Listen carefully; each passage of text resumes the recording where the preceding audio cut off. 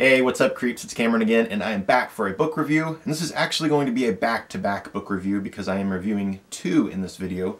The first one is Kill River by Cameron Roubique, and its sequel, Kill River 2. But before I get into the reviews, I did want to let you guys know really quick that I am on a brand new podcast episode. The podcast is called Books in the Freezer, and it is a horror literature podcast. It is run by Rachel from The Shades of Orange and Stephanie from That's What She Read. You probably have seen their BookTube channels before. They're really awesome. They were super nice, and they asked me to be on an episode of their podcast. It was a lot of fun getting to be on it, and I just listened to it, and it turned out great. The theme of that podcast episode is young adult horror, so if you're interested in that kind of thing, I will post the link down below. Definitely check it out. Share it on Twitter. Give us a little bit of love. Let us know what you think. And I definitely recommend subscribing to the podcast because it is awesome. I've been listening to it since the beginning. You know, not very many people do horror book podcasts, you know, just specifically about horror. And they do it, and they do a great job. So subscribe, share on Twitter. Let us know what you think. Thank you. But anyways, on to the review.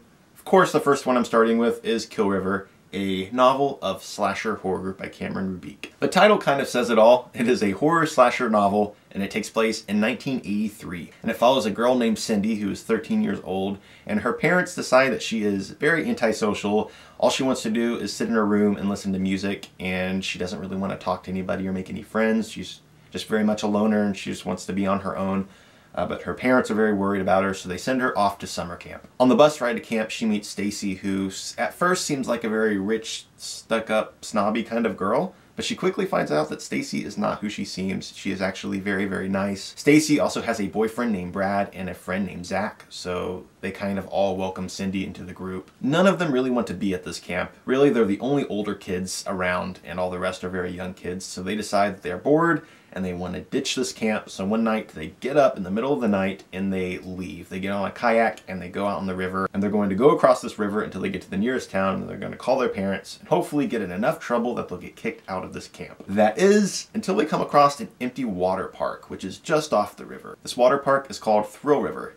It is completely functioning, but there is nobody around. They think maybe this is private property, but they're not sure. So they first start kind of looking around to see if there's anybody here. When they discover that there isn't, they decide to have a little bit of fun and start enjoying this water park. Of course, this is a horror slasher, so there is a killer, and he's going to start killing people. And it pretty much goes from there. I'm not going to say anything else about the plot. You're just going to have to read it and experience it for yourself. Me being a big horror buff and a lover of slasher films, I loved this. This was so much fun. There are a lot of pop culture references to the 80s that I think everybody is going to really enjoy. So I mentioned that the plot is a blast. Aside from that, the characters are really great.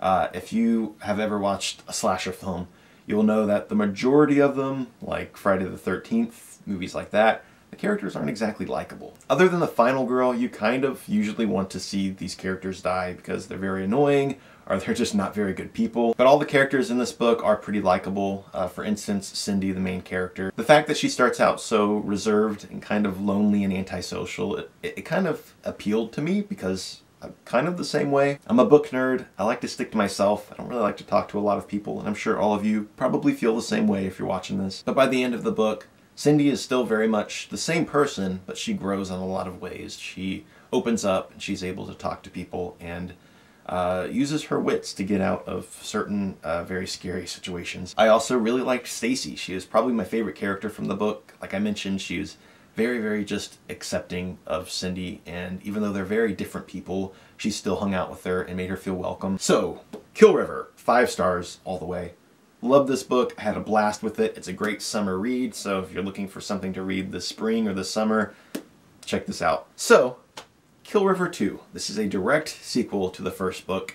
It takes place just a year after the events of the first one. Cindy is now trying her best to forget about the things that happened to her last year at Thrill River. She's trying to move on, but she's still very haunted by everything that happened, as she should be. And she just gets even more uneasy when she realizes that a brand new water park has opened up in her city, and it is called Thrill River. I'm not going to say anything else because this is a sequel. I don't want to ruin anything from the first book or ruin anything about this book. I love Kill River 1, but this one is even more fun. There's a higher body count, there's more action, and it is just chock full of 80s nostalgia. Another really interesting thing that Cameron Roubique does in Kill River 2 is that he builds on to the mystery of the masked killer and Thrill River, the water park itself. There's a lot of mystery surrounding the owners of the water park. They're very rich and very popular, and they own a toothpaste factory, and they've always got these really big, kind of creepy smiles on their faces. They're obviously up to something. I don't know exactly what, but I'm hoping I'm going to find out in Kill River 3 whenever that comes out. And I'm really curious to see how the killer ties in to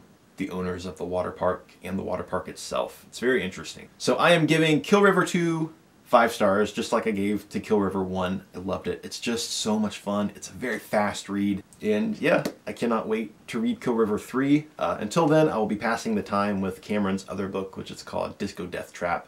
I'm very excited to read that one. You can get both of these books, as well as Disco Death Trap in paperback, on Amazon. I'll post the link down below.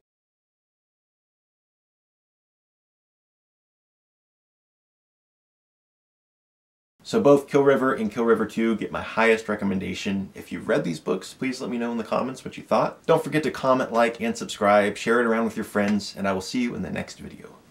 Goodbye.